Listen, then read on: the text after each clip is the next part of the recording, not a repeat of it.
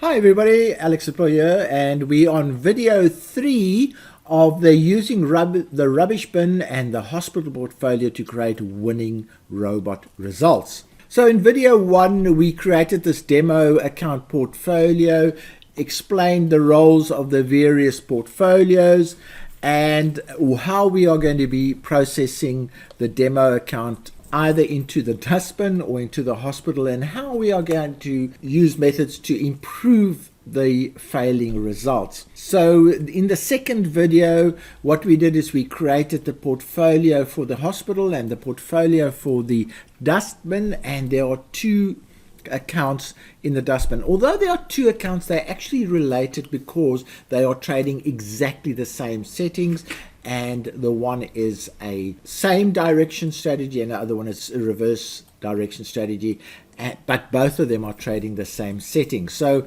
what we're going to do in this video is we're going to have a look at why these two accounts crashed and what we could have done to avoid those particular crashes. So if you look at the actions that were identified in video 1, we still at this point we're going to analyze the blown accounts in detail and make improvements. We have already moved the blown accounts to the rubbish bin portfolio in video 2, but what we'll also be doing in this video is replacing the blown accounts with improved settings. And how we're going to be doing that is we're going to be looking at the actual trading charts, and we're going to do a bit of back testing and optimization for the traded periods, just to see if that gives us clues as to what changes we need to make to improve the results that we experience, the blown accounts. We're not going to be using unused or different settings because I'm actually going to be creating another 16 trading accounts with different settings. And during this whole process, we're going to be using our trading experience, logic, and knowledge to make those setting changes. Now, there's lots of reasons why these have failed, and I went through them in video 1, and I'll just very quickly overview them. Position sizing is too aggressive, and in fact, this is applicable to the accounts that we'll be looking at. Aggressive entry criteria, we're going to look at those entry criteria. The aggressive open trade management, yes, again, that's going to be a change that we'll make. Aggressive exit criteria, possibly not the reason for the failure. Poor trading logic, most probably not.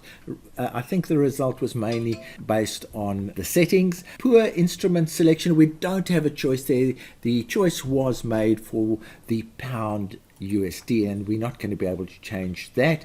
Too many transactions, yes, that was a cause for the failure, and we're going to change that. The accounts balance was too small. Again, we can't do anything about that. All of our test accounts run on a $10,000 account. And then using the robot, again, we're not going to be able to do much about that because we have said that we are going to be trading the profit retriever, so we can't change the robot. So those are the kind of things that we're going to be looking at in the course of this review. So here we are, we have these two accounts that have bombed. They have basically blown the account, but there was a remaining balance which came back in and is still trading, and I will only close those accounts when those balances go to virtually zero. So those are the two accounts that we're going to be looking at.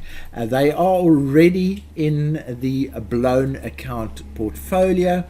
And what I'm going to do right away is show you a model that I'm going to be following to improve these results. So the model is a basic Excel spreadsheet. There are the two accounts that we're going to be looking at. Here are the current settings. So I've entered the current settings in there. There are the descriptions of the settings.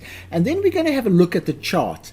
And we're going to say, just on what we see in the chart, was this setting applicable? Based on what we see on the chart, is the gap size the right gap size, and so on. So we're going to question all of these settings by looking at the chart, and then after doing that, we're going to re-optimize the EA over the period that we traded and see if that gives us any clues as to any other changes we'll make.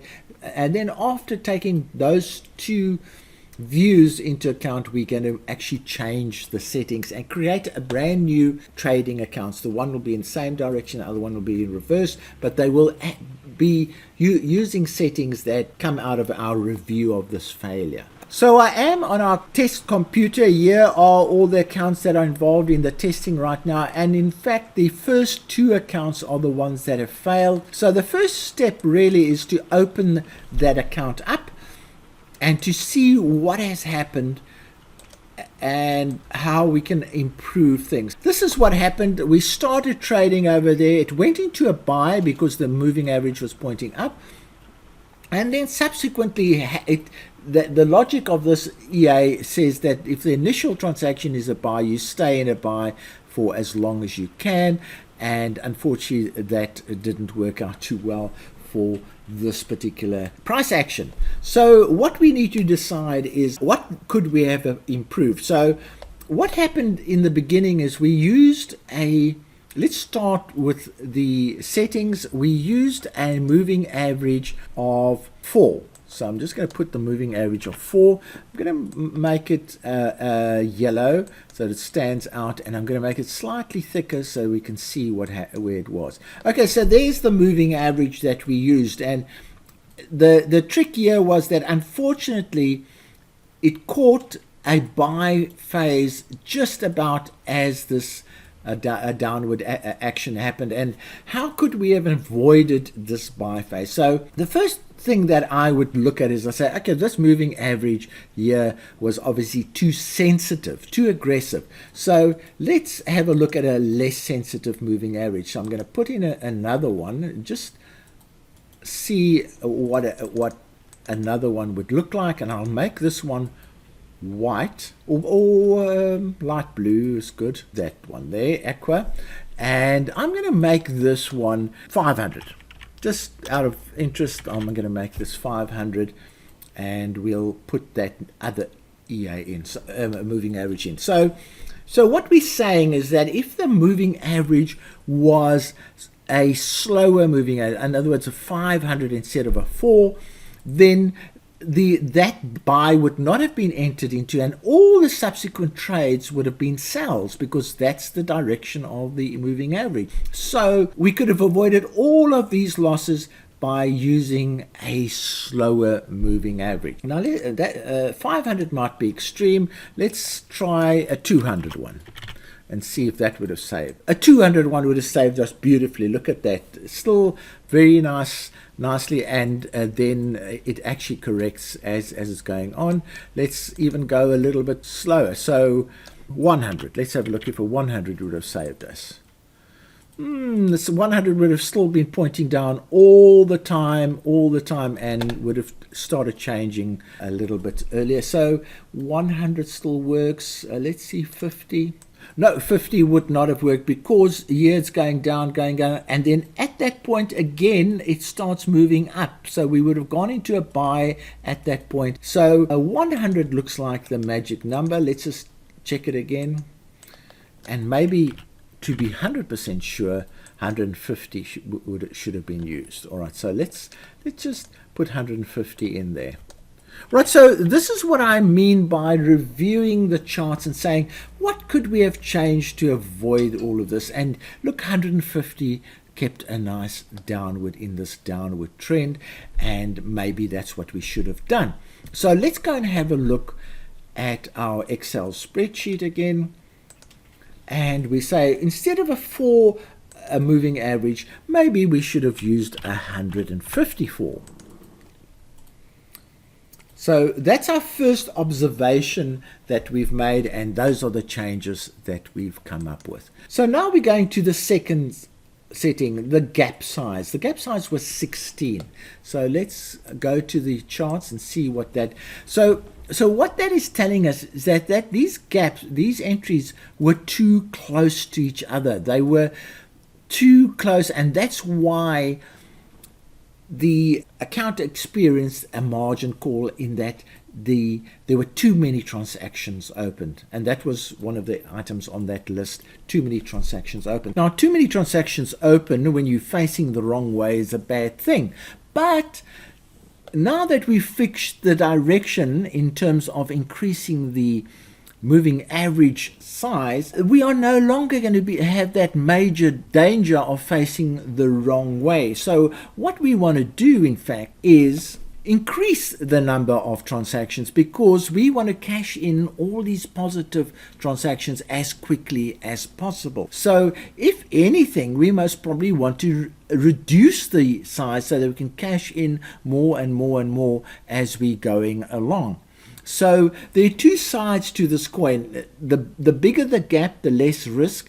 The smaller the gap, the more risk, but the more income that can be gained from this activity. So on average, if you're facing the right way, you want smaller gaps rather than bigger gaps. So what I would say here is that we most probably need to reduce the size of the gaps. And if we go back to the Excel spreadsheet, drag that on, I would say a gap size of, and at the moment I'm just going to go off the top of my head, of slightly lower than what was experienced before, would do just fine. So there we are. We've discussed the gap size. The one argument was to increase it, but because we're facing the right way, we want to actually decrease the gap size. So the next one is when to start the gap scaling. To answer that, you need to know what the gap scaling is. Now, in this particular case, the gap scaling is 100. I would say, from looking at the chart, we don't really want to get involved in that, so I would go for 100. Keep it at that. Now, the lot sizing. When you are facing the right way, like we will be if we changed our moving average, you want your initial trade size to be big, because it will cash in positive deals all the time. So I would say that the initial trades can in fact be increased, but I would not do that. I would rather keep it as it is for now, from just looking at the... Now, the lot scaling would happen immediately, and that's what the previous setting was, and I think we'll stay with that from there. And now, if we are going to change the rate of the lot size when it starts going negative, I would say we want to do it slightly quicker than the 90 that we've got in as our setting. So I'm going to just put an 80 there, and the reason for that is that if you start facing the wrong way, you want your lot sizing to drop a lot faster than if you were facing the right way. And then the closure amount, we had $3 in as the closure amount. I would say, because this is a more successful strategy, we could most probably go to, let's say, just $10 for now. Just from looking at the chart, what we've done is we have increased the moving average rate, and we have decreased the gap size slightly and kept most of the rest the same. We've decreased the rate slightly and done a very minor adjustment on the closure number. So now, just by doing that, I would say that we could improve the results that we've experienced. So what I'm going to do is I'm actually going to go and test that on our tester, and we're going to run those settings over the same period and see what kind of results we get. So let's do just that. So I'm going to have to log into my testing platform, and here we are on the testing platform. I've got the profit retriever loaded, I've got the pound loaded. I'm just going to do it on open prices because that's fine. I'm doing it on 1 minute, which brings me very close to tick data. That's about the closest we can get to tick data. I have, and I must just check if I've got enough period. So it's got enough data till the 3rd of May, which is the date that we're going to be testing to. So we've got enough data, so that's fine. So what we're going to do is we're going to go into the settings, and we're going to actually put the settings that we've just decided on. So we're going to put 154.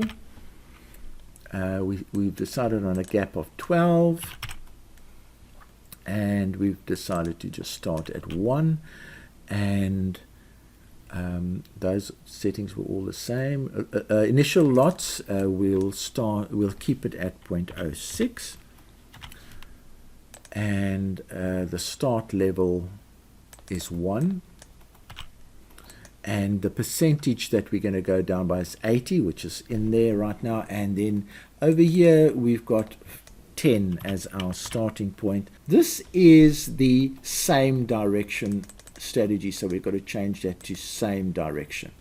All right, so what we're now saying is, tell us how much we would have earned over that period with these new settings, and hopefully they are better than the previous one. So we just say, okay, we don't do an optimization, we just do a clean run, and we say, let's see if our visual settings, the settings that we determined by just visually looking at the chart, let's see what they result in.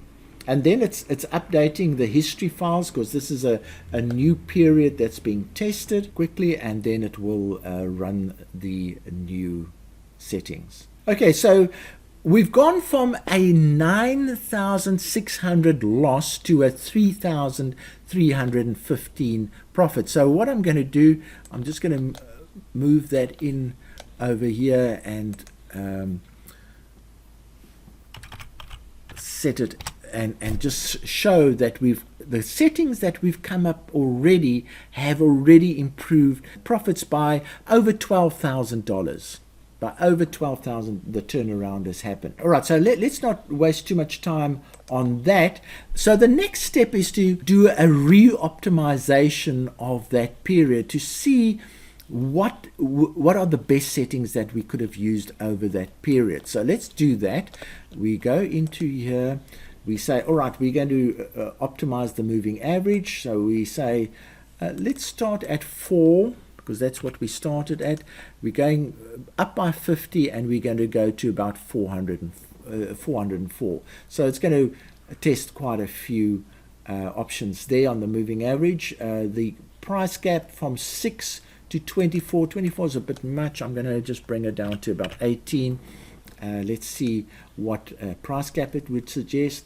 Then the scaling is the next important one. It's 80, so we're going from 60 to 90, which is fine. The closure rate is normally the next important one. We're going from 5 to 60. Yes, that's fine. Now let's have a look if there's any other ones that we've might have missed. We're not going to go for gap scaling, so we're going to just leave that. Oh, the initial lot sizing, we can test from 0.1, maybe 0.2, because this is a decreasing method. 0.2 to 0.08, yes, that's fine. Phase 1, and that's about it. That's all we need to optimize. So I'm going to run a quick optimizations. We say, okay, I'm going to click on optimization, and we're going to run it. And let's see how long this takes to run. Okay, it's saying about 2 minutes. It's saying now just under 2 minutes, 1.5 minutes. So it's not that long that it's going to take. And let's see what answers we get from this optimization. It's going so fast that I'm just going to keep this down. I won't stop the video. It's going incredibly fast, so let's have a look. There we are. Okay, so here we are, and we can sort it in profitability order, and it says, oh, at best we could have made $7,000 profit. We've with our visual, we've turned 12,000. It's saying you could have turned 16,000. So visually, we've actually made a really good progress. So let's have a look, and I'm just going to quickly look at this. The MA that says 204, price gap of 8. They say higher initial lots of 0.8, change rate of 90. So we're almost there. Closure rate of 60, and so on. So let's just put the best one in, and we'll just see it there, and we'll put that into our Excel spreadsheet. So here we go. So that was 204. So we weren't far wrong with our visual. It's saying that you can go as low as 8, with the gap size. That we didn't worry about, and that we didn't worry about. It said you would make more money using 0.8. The lot scaling wasn't changed, and then the change rate, it said go slower, keep it at 90, and the closure amount was 60. Okay, so we would put it out there, and the result of all of that was, and I'd have to go and just remind myself, 7113. 7113. Okay, so now we've done a visual assessment of how to improve the settings. We've done a re-optimization assessment on how we could have improved the settings from making a loss of 9,600 to making a profit of between those two amounts. So what we now need to do is actually decide on which settings we're going to be using in the future. And we don't need to take the optimization, because that might be the extreme settings. And I'm just going to go through them one by one and make a decision. On the moving average, they say 204, but I'm going to stick with my visual interpretation. The gap size, they say 8, you could have done with 8. I'm going to compromise there and go with 10. Then the gap scaling is the same.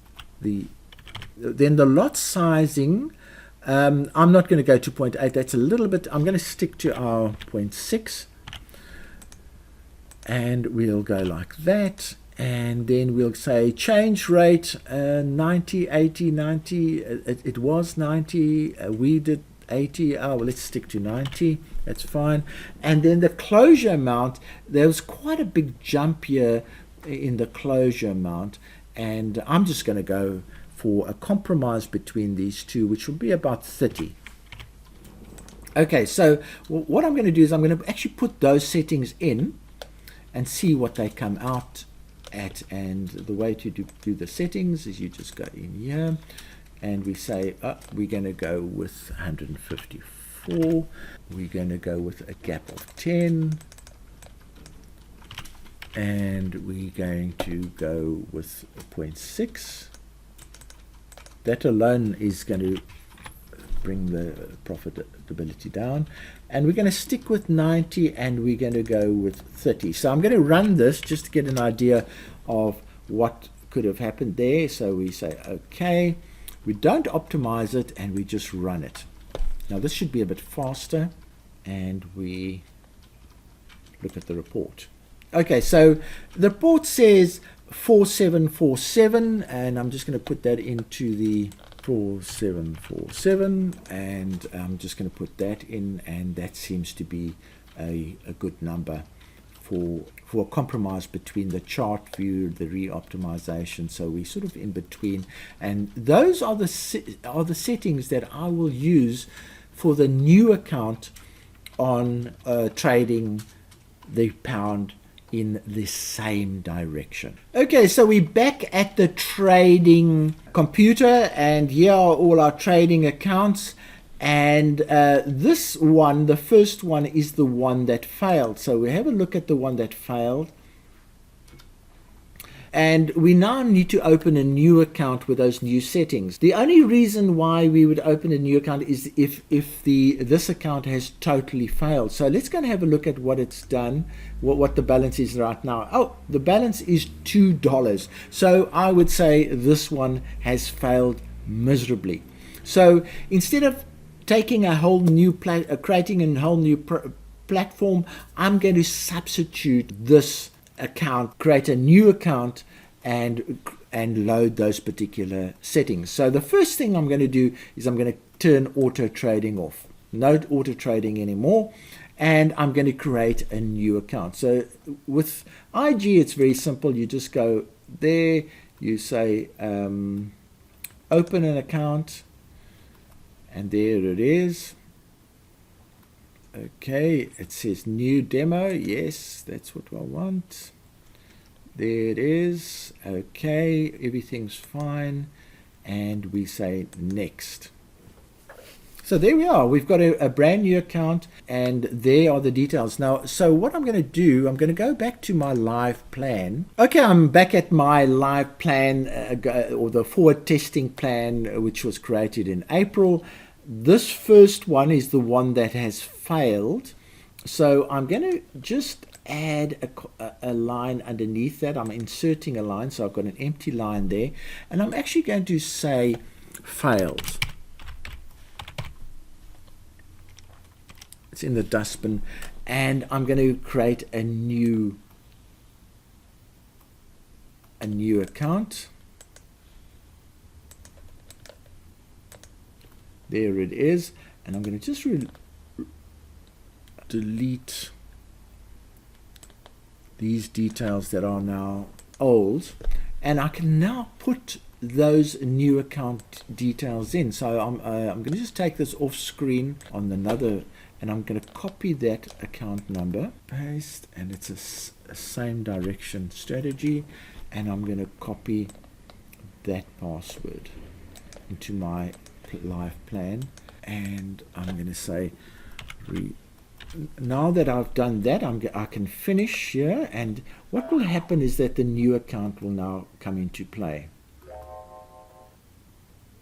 There you are. So there's that. We've now got a new account of 10,000, and what we now need to do is enter those settings that we want. So there we go. There's the settings. I'm going to go back to my Excel sheet and enter those new settings. So 154 is the number that needs to go in there. That one needs to be, I think, 12. I'll just double check. Let's go and check. No, it's 10. I'm losing the Excel spreadsheet the whole time. It is in the same direction. Everything else is the same. Let's go and check what else needs to change. We have 0.06. We have 90. The only thing that needs to change here is 30. So let's just change that. Okay, so let's double check. So we've got that. We've got 10 as those ones are the same. That initial lot sizing is correct. 90 is correct, and 30 is what's been replaced.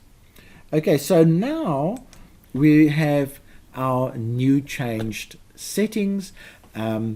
We can give this a new magic number, and I'm going to give it a number because otherwise the accounts will be. We have opened 16 accounts so far.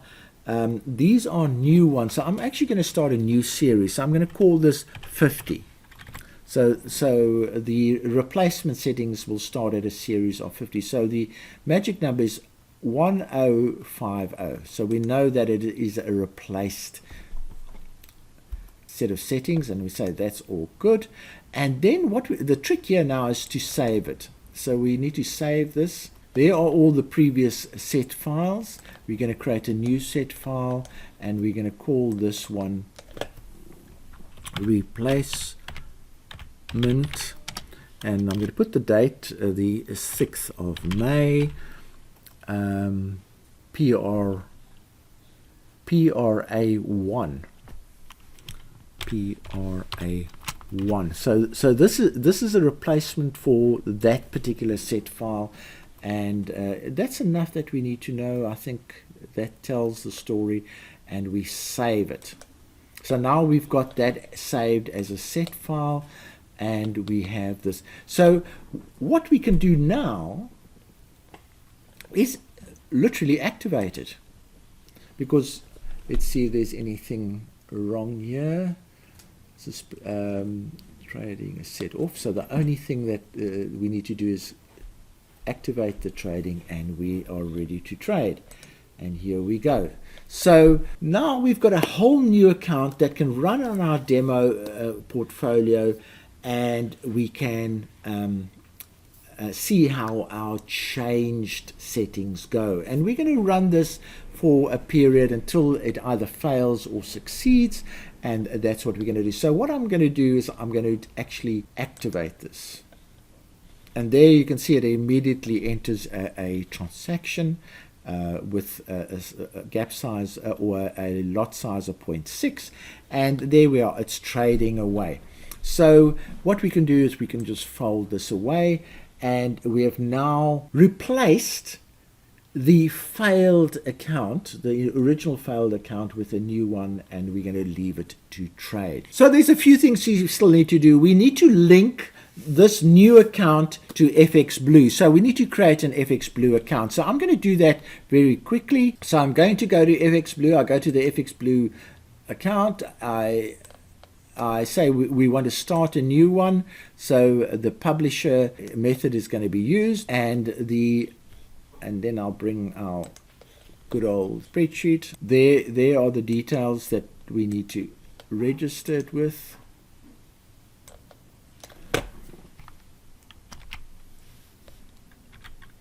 Okay, there's the account number, and this is the same direction, so we need to add an S, and then we need to give it a password, which I've done, and I'll give it a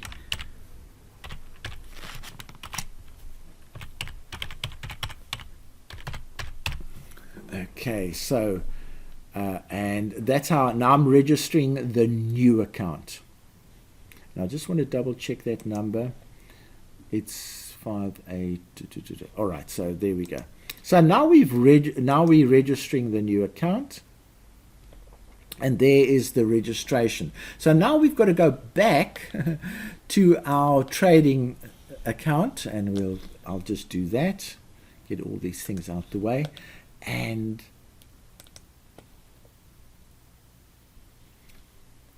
go into, and I'll just sort this out properly. Window, tile vertically. So at the moment it has the wrong number there, so we want to change this.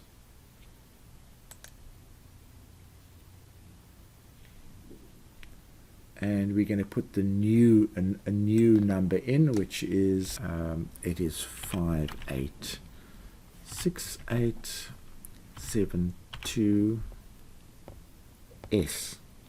So okay, and the password is the same. I can now click on this, and it says here the publication was successful for the new account. So now the trading that's happening right here is being transmitted by FX Blue to that particular account. So that's the one step that we need to do. The next step is to change the portfolio, the FX Blue portfolio, the demo trading portfolio. We've got to add this account to the demo portfolio. So I'm going to do that. Okay, so now that we have the account trading, all we have to do is add the account to the portfolio. So in order to do that, one first has to log into the portfolio account, which is that particular account, and then while you are logged into that ownership account, you then go to this particular link in FX Blue and join the portfolio. So let's do just that. I'm going to start by logging into this account. So here I am in FX Blue, and I am going to log into the account, which is 583735S, and 123456 is the password, and in we go. All right, so now we logged in. You don't have to do anything else. All you need to do now is to go to this link. So I'm going to click on that link, and there the account opens on that particular link. And now this is the one we want to join to a portfolio. So we go portfolio, and it says, and there it says, do you want to be linked to this portfolio, that particular one? So we say yes, add to that portfolio, and it says this account has been added to the portfolio. So what we do is click on it, and let's see, and there is the account. There's the account, and it's just been linked. So that's how you link a new account to an existing portfolio. Okay, this has been a fairly lengthy video, but just to summarize, what we've done is we've taken a blown account that was in the rubbish bin. We've analyzed what went wrong with that account by looking at the chart and making some visual observations about the trading on that particular chart. Then we went and optimized the period that we've covered in that since the failure of that account, and it's come up with another set of settings that possibly could be used. And we've then decided on a compromise set of settings that we've done. We've then activated those compromise settings, or the new settings, into a new account that will be trading in the place of the blown account. And we've added that new account to the main portfolio again. So that was quite a constructive session, and what we're going to do is we're going to go to the second account that was in the rubbish bin and do a similar exercise. This time it will go a lot faster because I have less explanations to do. You can just follow my actions, and we're going to do exactly the same. We're going to replace the blown account in the rubbish bin with a brand new account in the portfolio. So I'll see you in the next session.